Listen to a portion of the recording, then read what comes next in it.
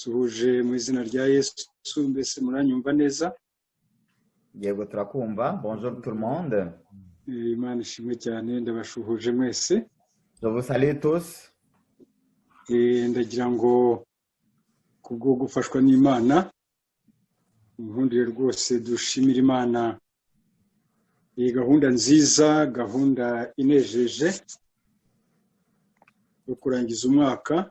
Imana ishimwe cyane. Je vous invite à nous joindre au pasteur pour remercier Dieu qui nous a permis de tenir ce programme de clôture de l'année, un programme très intéressant. Que Dieu soit loué. Mbere yuko tuyinjiramo iki cyigisho neza, ndagira ngo mbabwire yuko iyi sabato ya nyuma y'umwaka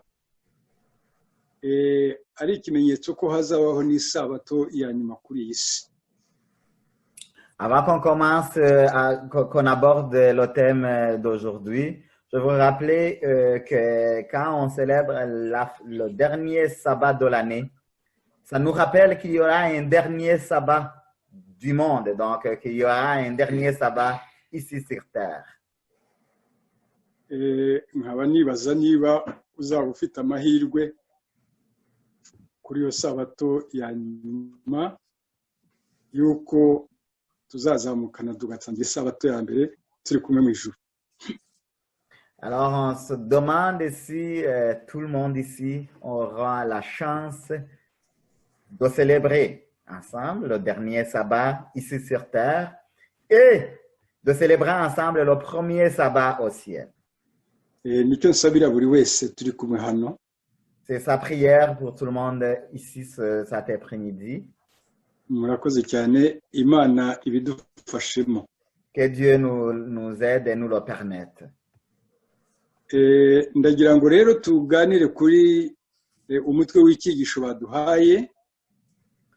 Je veux qu'on aborde le thème dont le titre est déjà annoncé. Ni icyigisho gikomeye cyane. C'est une leçon très importante. Ni kigufi, birambabaje ko ari kigufi cyane kubera umwanya muto dufite. Ça va être court parce que le temps que nous avons est aussi court. Et je regrette justement que ça ne soit pas assez de temps pour vraiment approfondir cette leçon. Nejejwe nuko mwandarikiye kugira ngo twifatanye muri iyi gahunda y'uyu munsi nziza cyane y'indirimbo.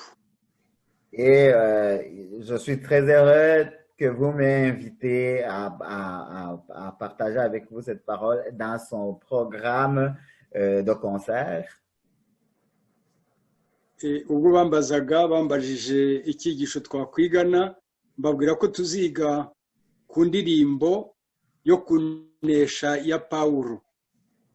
Alors quand on m'a demandé c'est quoi le sujet qu'on va aborder ensemble aujourd'hui, je leur ai dit je pense qu'on va parler du chant de victoire de Paul. N'amagambo dukura mu gitabo cya Ellen White. C'est les mots d'un extrait du livre de Ellen White. Kivuga ngo imibereho yejejwe. Je ne sais pas c'est quoi le titre en français. Est-ce que vous pouvez nous dire c'est quoi le titre en français, pasteur? Imibereho yejejwe ni la vie sanctifiée. La vie sanctifiée. Merci beaucoup. Je n'ai pas voulu juste... Parfois, le titre n'est pas juste ce que ça dit, donc je ne voulais pas m'improviser un nouveau titre. Urakoze cyane. Aha rero bana b'Imana indirimbo yo kunesha. Alors, le chant victorieux, le chant de victoire de Paul. Ndashaka kuvuga yuko muri Bibiliya hari indirimbo nyinshi zagiye ziririmbwa zo kunesha. Je veux juste rappeler que dans la Bible, il y a beaucoup de chants qui ont été chantés en cas de victoire. Turibuka Mose na Miriyamu bamaze kwambuka inyanja itukura. Nous nous rappelons de Moïse et Myriam après la traversée de la mer Rouge. Baririmbye indirimbo yo kunesha. Ils ont chanté un chant de victoire. Twibuka indirimbo ya Debora ubwo yari amaze gutsinda. On se souvient du chant de Déborah après sa victoire. Dawidi nawe yararirimbye n'abadamu baramuririmbira. Nous savons que David lui aussi a chanté et puis des femmes ont chanté pour lui aussi. Bamaze gutsinda Goliyati. Après avoir vaincu Goliath. Salomo we yaririmbye rwose yanditse igitabo cy'indirimbo ya Salomo turakizi muri Bibiliya. Et Salomon a même écrit tout un livre. Donc on le sait qu'il a écrit un chant, un livre de chants, tout simplement. Cantique de cantique. Ouais. Salomo. Ok. Ahangaha rero ndagira ngo noneho murumva yuko na Paulo afite indirimbo. Et là, nous voyons aussi que Paul lui-même aussi a un chant. Burya rero indirimbo zigira amahara kubiri ziri mu byika bibiri. En général, les chants peuvent se répartir en deux catégories. Indirimbo z'umunezero. Il y a des chants de joie n'indirimbo z'umubabaro. Et des chants de chagrin. Ariko indirimbo z'umubabaro abakristo ntabwo baba babaye ahubwo baba bareba hirya y'umubabaro. Mais quand les chrétiens chantent des chants de tristesse ou de chagrin, ce n'est pas qu'ils sont chagrinés, c'est parce qu'ils regardent plus loin que ça. Bareba hirya ya rido ifunguye. Ils regardent à travers le rideau ouvert. Indirimbo nk'iriya tuzi muri 350 ivuga ngo mbese Yesu ajya anyitaho mu mubabaro no mu gahinda. Nous savons dans nos chants adventistes, il y a un chant qui dit: est-ce que Jésus se soucie de moi pendant que je traverse des moments difficiles ou des moments de chagrin? Indi iravuga ngo Satani nantera nkagira n'ibyago. Il y a un autre qui parle de même quand le diable m'attaque et qu'il entraîne mon malheur. Indi iravuga ngo ibigeragezo nibikugeraho bikuguye gitumo. Un autre parle des tentations qui peuvent nous arriver par surprise. Aho baririmba bati ibigeragezo nibikugwa gitumo. Murumva iyo ndirimbo murayizi mwese, iratwereka ukuntu ibigeragezo bibasha kutugwa gitumo. Alors ce chant-là, vous la connaissez tous, c'est un chant qui nous montre que quand on est dans le monde, c'est possible que les malheurs nous arrivent par surprise. Ariko izo ndirimbo zose zitwereka yuko bareba hirya y'uwo mubabaro. Mais tous ces chants montrent que les chrétiens regardent plus loin que le malheur.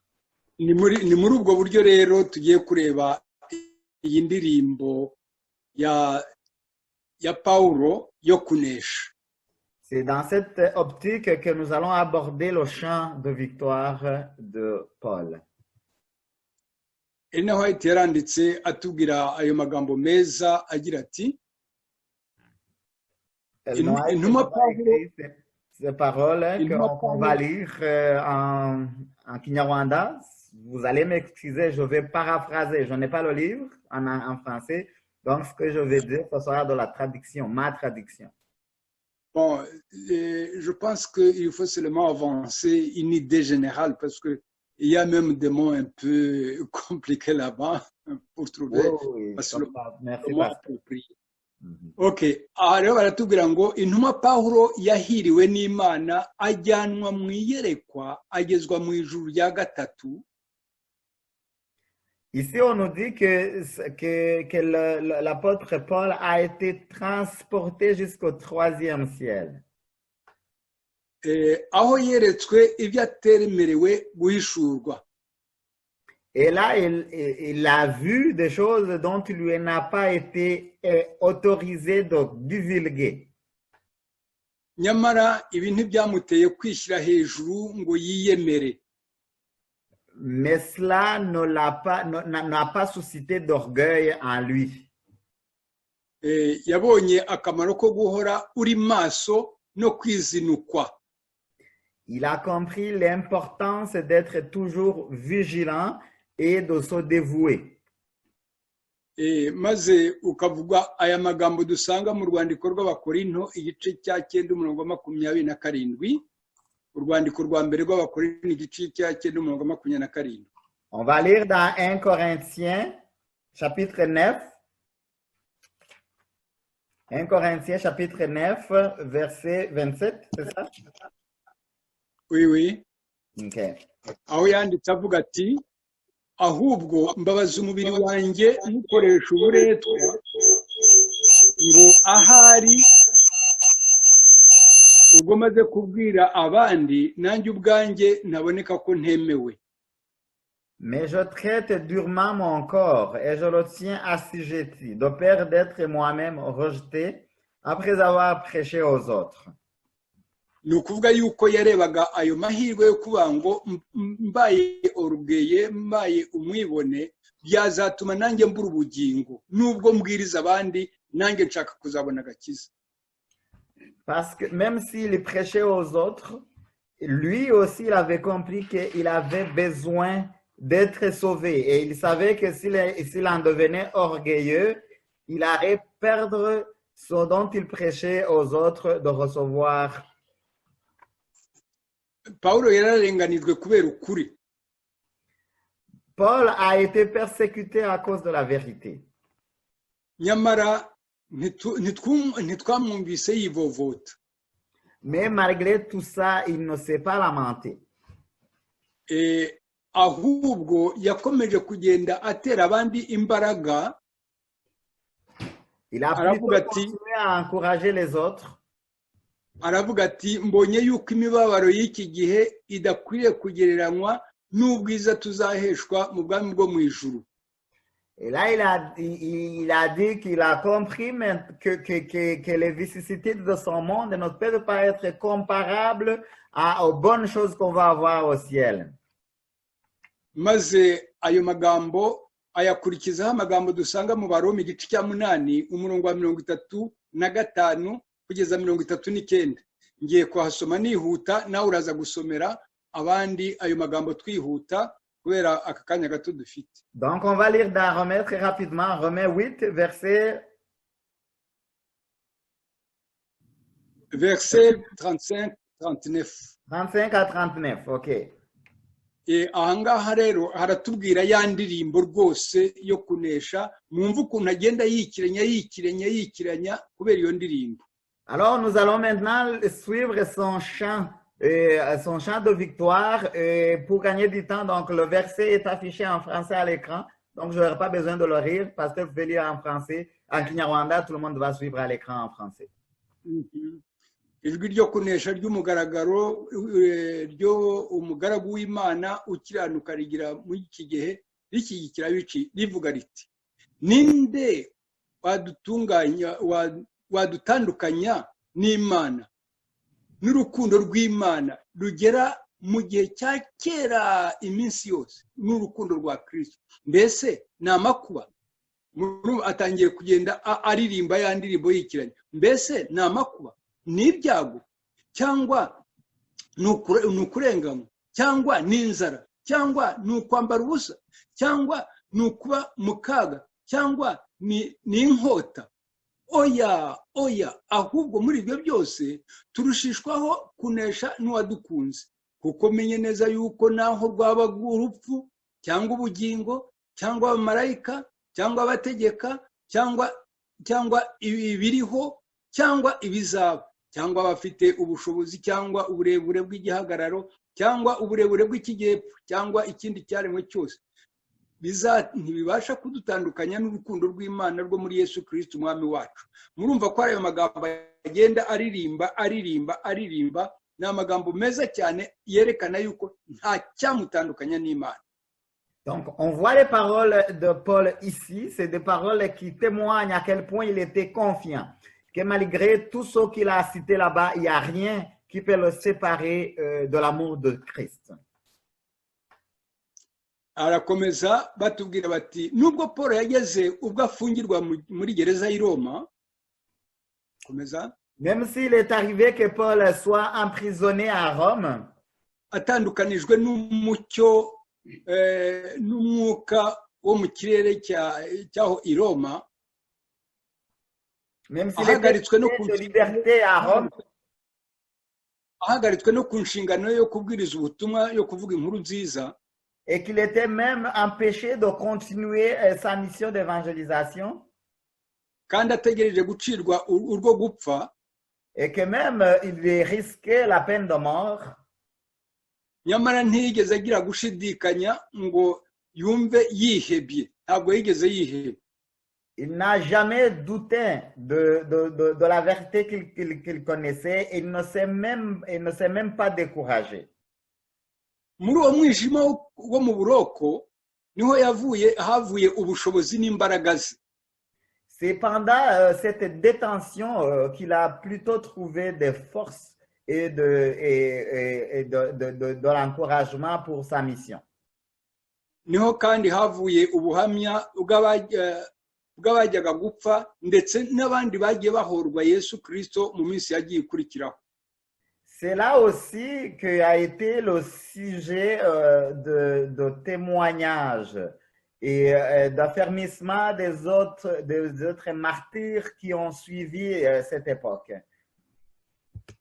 Maze asohokana insinzi aririmba nanone asoza indirimbo ye avuga ati mu rwandiko rwa kabiri rwa Timoteyo igice cya 4 umurongo wa 6 kugeza wa 8. Urwandiko rwa kabiri rwa Timoteyo, le chant de victoire qu'il a chanté à la sortie de sa détention, qu'on trouve dans 2 Timothée chapitre 4, versets 6 à 8.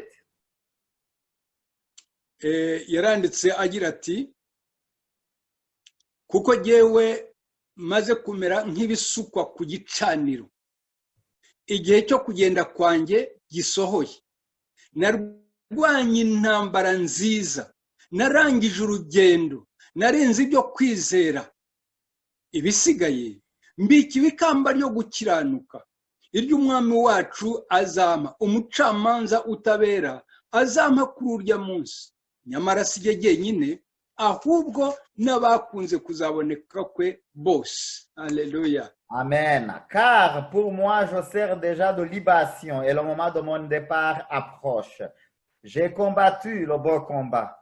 J'ai achevé la course. J'ai gardé la foi. Désormais, la couronne de justice m'est réservée. Le Seigneur, le juste juge, me la donnera dans ce jour. Et non seulement à moi, mais encore à tous ceux qui auront aimé son avènement. Bana b'Imana, ndashaka kubabwira ko indirimbo ni ikintu cyiza gitangaje. Iyi gahunda ni nziza, ishimisha Imana cyane. Chers frères et sœurs, je voulais juste vous dire à quel point les chants sont intéressants, et c'est aussi un instrument d'évangélisation qui plaît à Dieu. Igihe umuntu ashaka amagambo y'indirimbo, lorsqu'on cherche des paroles pendant qu'on compose un chant, ijwi ushakisha ryo kuzaririmba ayo magambo, et quand on cherche une mélodie qui va s'accorder avec les paroles choisies, imyitozo y'izo ndirimbo, et quand tu fais la répétition de tous ces chants-là, icyo gihe gikoreshwa gityo, Imana igiha agaciro gakomeye cyane. Tout ce temps-là qu'on y consacre est très précieux pour Dieu. Iyo ubona abadamu, abakobwa, abahungu bajya ahantu bajya kurepeta indirimbo, kandi hari uwayishatse, hari uwashatse amagambo n'ijwi, ntimugire ngo icyo gihe kiba gipfuye ubusa. Imana irakigushimira kandi igiha agaciro gakomeye. Quand on voit des filles, des garçons, des femmes et des hommes se réunir ensemble pour faire la répétition d'un chant, on sait que ce chant-là a été composé par quelqu'un et que cette personne-là y a consacré du temps pour justement que ça devienne un chant. Et Dieu n'ignore pas cet effort-là et il est reconnaissant envers cette personne. Et nabo badamu bajya kurepeta gusubira mu ndirimbo, nabo bibagiye imiryango yabo basize akanya, akanya kose bashaka indirimbo zo guhimbaza Imana zihesha Imana icyubahiro. Et tous ces hommes et ces femmes qui parfois sacrifient leurs autres responsabilités familiales pour aller chanter, faire des répétitions, tout ça, c'est apprécié de Dieu.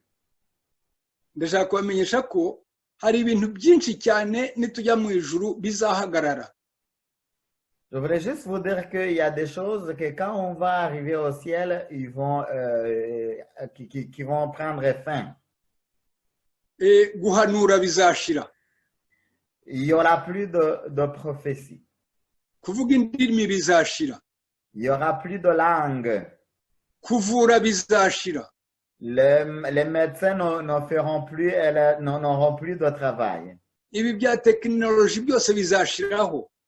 Toute cette technologie-là dont on se sert actuellement n'aura plus sa place. Ariko indirimbo zizahoraho mu ijuru. Mais les chants, même les chants seront toujours là, même au ciel. Mwabana b'Imana mwe iyo uririmba mu rugo, chers enfants de Dieu, pendant que vous chantez à la maison, iyo muririmba mu materaniro, et quand vous chantez dans les assemblées chrétiennes, iyo muririmba mu biterane hirya no hino, et lorsque vous chantez dans des campagnes d'évangélisation partout, ndabamenyesha ko byirukana Satani. Je vous dis que ça chasse les démons. Iyo mu rugo hari indirimbo z'Imana zihimbaza Imana, Satani arahahamuka. Lorsque dans une famille on chante les chants de louange de l'Éternel, le diable est terrorisé. No mu miterane no mu materaniro makuru hirya no hino byose bimutesha umutwe. Lorsque les gens chantent dans des différentes assemblées, des campagnes d'évangélisation ici et là, tout ça, ça fait peur au diable. Biranamucyurira yuko atakiririmba neza, atakiririmbira Imana. Et ça lui rappelle aussi qu'il n'est plus le chanteur qu'il était quand il chantait auprès de Dieu. Nicyo gituma ahitamo indirimbo z'ubusazi. C'est pour cela qu'il inspire les chants fous. Ahangaha rero bikatwereka ukuntu kuririmba ari ibintu bikwiye kuko bihimbaza Imana kandi bikahamura Satani. Et cela nous montre donc à quel point les chants sont très importants parce que ils contribuent à chasser le diable. Ndashaka kubamenyesha ko abamarayika banezezwa no kuririmbana natwe mu mazu yacu imuhira mu ngo. Je vais vous dire que les anges de Dieu sont heureux de chanter avec nous. Excusez-moi, que les anges sont heureux de chanter avec nous dans nos familles. Kandi banezezwa no gutanga raporo nziza z'abana b'Imana bahimbaza Imana mu ndirimbo. Et ils sont aussi très heureux de donner un bon rapport à Dieu pour ces enfants partout dans le monde et qui entonnent des chants de louange dans leur famille. Ibaza ukuntu abamarayika banezezwa no gutegereza iperiyode yo kuririmba muri famiye yawe. Essayez d'imaginer le tas d'attente que les anges passent chez vous en attendant que vous commenciez à chanter. Ibaze ukuntu bagira agahinda iyo iwawe bataririmba. Imaginez comment ils vont être tristes quand ils voient que dans ta famille, on ne chante pas de louange. Imana ibaha umugisha. Que Dieu vous bénisse. Kandi Imana itubashije gutangira umwaka duhimbaza Imana mu ndirimbo mu ngo zacu. Et que Dieu nous permette à commencer cette nouvelle année en chantant les louanges pour l'Éternel dans nos familles. Kandi tunezezwe no kunezeza Imana mu ndirimbo dusabana n'abamarayika n'Imana Data wa twese n'Imana Umwana n'Umwuka Wera. Et que nous soyons heureux à chanter dans nos familles en présence de notre Père Céleste, de son Fils et de son Saint-Esprit. Imana ibaha umugisha kandi ibaha umwaka mwiza mu izina rya Yesu. Que Dieu vous bénisse et vous donne une merveilleuse année au nom de Jésus. Amen. Amen. Mureke dusenge Imana. Prions le Seigneur. data wa twese uri mu ijuru, mwaye Imana yacu, turagushimye cyane, tunejejwe n'uyu munsi mwiza waduhaye w'isabato. Isabato irangiza uyu mwaka w'ibihumbi 2020. Mbega imyaka itangaje kandi myinshi nyuma yo kugaruka kwa Yesu. Turagushimira ko bidatinze umwami wacu agiye kuza. Umwami Imana, ndakwinginze kugira ngo ya ndirimbo y'umwana w'intama n'indirimbo ya Mose zizaririmbwa ubwo umwami wacu azabaje, natwe tuzabe mu mubare w'abaririmba, tuzabe mu mubare w'abasingiza Imana muri izo ndirimbo zo kunesha. Kandi mwami, ndakwinginze ngo abana bawe barimo baririmba bahimbaza Imana, aba bana bawe barimo bumva aya majwi meza bari kuri uyu murongo, bose mbasabiye umugisha ngo banezezwe cyane no kumva yuko kuririmbira Imana harimo ishema, harimo umunezero, harimo guhahamura umwanzi, kandi harimo kwerereza icyubahiro cy'Imana. Maze mwami, uhe aba bana bawe kugira gahunda nziza mu ngo zabo, mu matorero yabo, mu biterane aho bazaba ari hose, no mu kazi aho yaba ari afite uburyo bwo kuba yahimbaza Imana mu ndirimbo. Ndakwinginze ngo aba bana bawe ubahe ayo mahirwe yo kuzajya bagusingiza, kandi igihe bakuririmbira ujye ubategera amatwi ubishimire. Kandi mwami, ndagusaba ngo uhe buri wese umugisha muri uyu mwaka tugiye gutangira, maze turusheho gusabana nawe, twiteguye kugusanga ubwo ugiye kugaruka, tugiye kubana nawe ubuziraherezo. Nibyo nsabiye buri mwana wawe wese uri kuri uyu murongo n'umuryango we, abavandimwe n'inshuti, twese abana b'Imana, utubashije kwitegura kugusanga ubwo ugiye kugaruka. Tubyambaje mu izina ryiza rya Yesu Kristo umwami wacu. Amen. Amen. Amen.